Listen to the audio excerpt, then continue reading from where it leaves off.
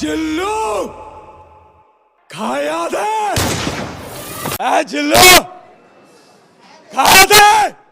আমরা এই দিনটার জন্য ওয়েট করি, কারণ সিনেমা অডিয়েন্সের জন্য বানানো, অডিয়েন্সের ভালো লাগে।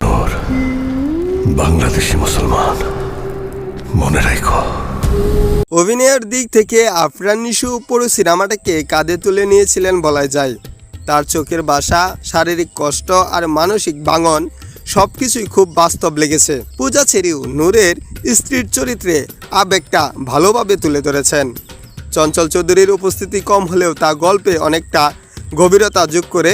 লোকেশন আর সিনেমাটোগ্রাফি এই সিনেমার বড় শক্তি। বিস্তীর্ণ মরুভূমি, পাহাড় আর নির্জনতার অনুভূতি সব মিলিয়ে দর্শককে যেন নূরের অবস্থার ভিতরে টেনে নেয়। গানগুলো আলাদা করে নজর কাড়ে, এই মন তোমাকে দিলাম নষ্টাঞ্জলিয়া তৈরি করে।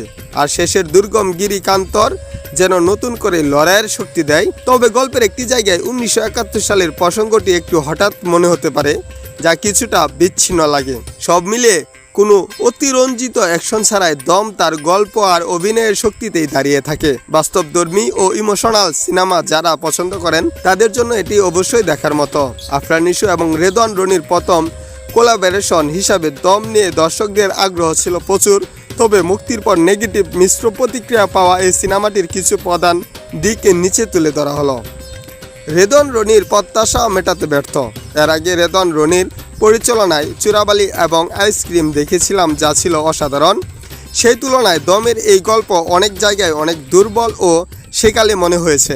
রেদওয়ান রনির আগের কাজগুলোর মতো এখানে আবেগের সেই গভীরতা বা তীক্ষ্ণ সামাজিক বার্তা সেইভাবে দাগ কাটতে পারেনি। নিশুর অসাধারণ অভিনয় এবং সিনেমার কিছু আবেগঘন মুহূর্ত প্রশংসা পেলেও একটি অগোছালো চিত্রনাট্যের কারণে দম রেদওয়ান রনির সেরা কাজের তালিকায় জায়গা করে নিতে পারেনি।